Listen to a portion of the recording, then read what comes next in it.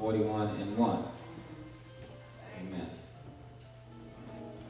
Also want to thank Sister Mary Day, amen, for also helping to prepare our candidates for baptism and all who took part. Amen. She's helping get my youth ready for it to be baptized. Amen. Amen. Amen. Everyone stand. Amen. Stand up, Benji. Psalm 41:1. Let us read together. Blessed is he that considereth the poor. The Lord will deliver him in the time of trouble. Let us say it again. Blessed is he that considereth the poor. The Lord will deliver him in the time of trouble. Yeah. Amen. Repeat after me. God bless me, the reader, me, the hearer, me, the doer of his word. Bible reading, Bible practicing, Bible sharing, and Bible knowledge makes a strong church, creates a strong family. Turn to the person next to you. Give them some encouragement. Amen. No matter what they went through this week, look at them in the eyes.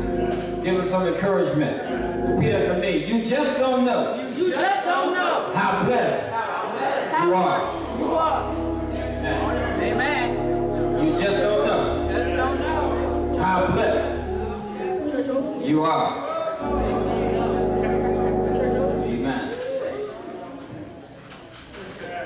When you can look around and see that no matter how worse off you think you are in this recession, there's always somebody else that's worse off than you. Can I get a witness? You can then consider how blessed you really are. At that point, there's no need of complaining. God does not always bless us with a full-course meal on the table. Can I get a witness?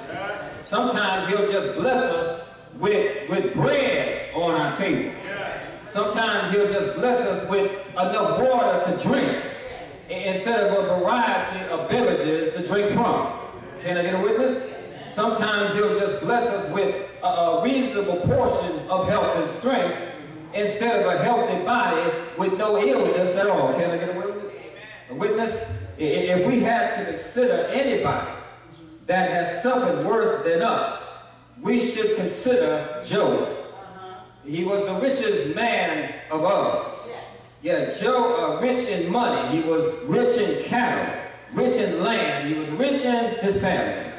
One that feared God and eschewed evil. In other words, he avoided evil. You know, consider Job. He has come to represent the epitome of suffering, or the example of suffering. You know, his children were killed in an accident.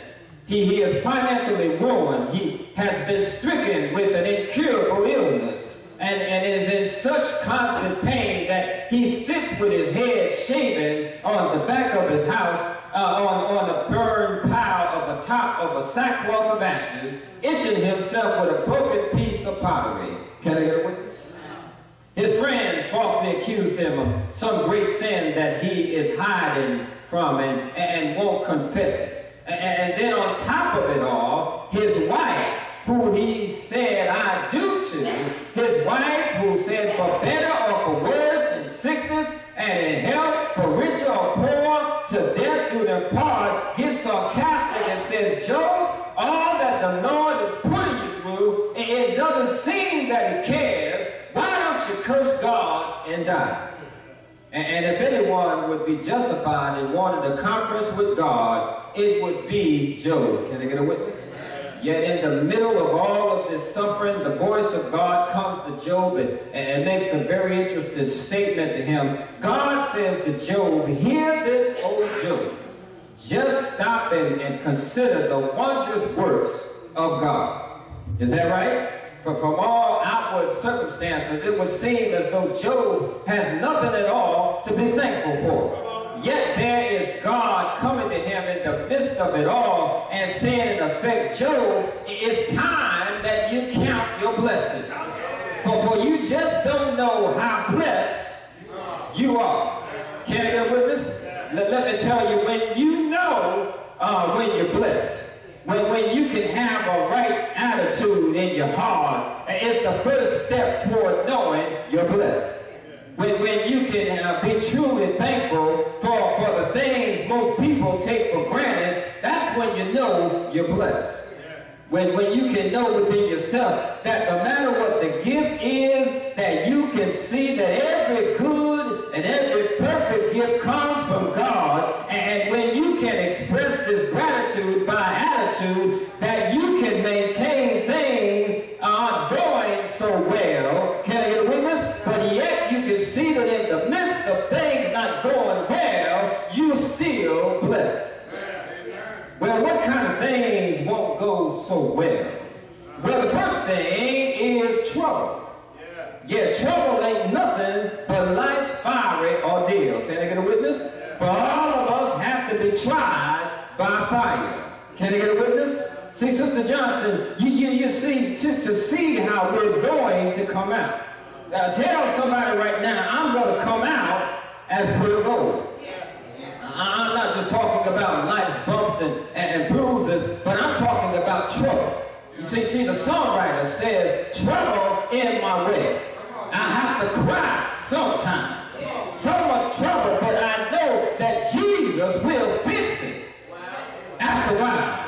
Won't he do it? In other words, it may not be at the time when you are having trouble that Jesus will fix it. It may not be at the time the trouble is getting the best of you that Jesus will fix it. But I declare you, hold on and hang in there. Out will come after a while. Jesus will fix it after a while. Can I get a witness? May not be the time when you're crying bitter tears all night long. It may not be the time when you feel like you're all alone and just left with your trouble. It may not be when you're at the point of wanting to give up. But if you hold on, Jesus will fix it.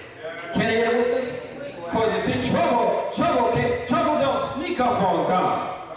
Trouble does sneak by God. Trouble just does not happen by chance, and it don't happen by accident. Can I get a witness? On the contrary, trouble isn't an accident. Trouble happens on purpose. Can I get a witness? Sometimes when you're out of the will of God, there's trouble. And also when you're in the will of God, there's trouble. Can I get a witness? For God himself will even allow trouble to come. Because we also suffer according to the will of God. Is that right? Not to hurt us, but to make us strong.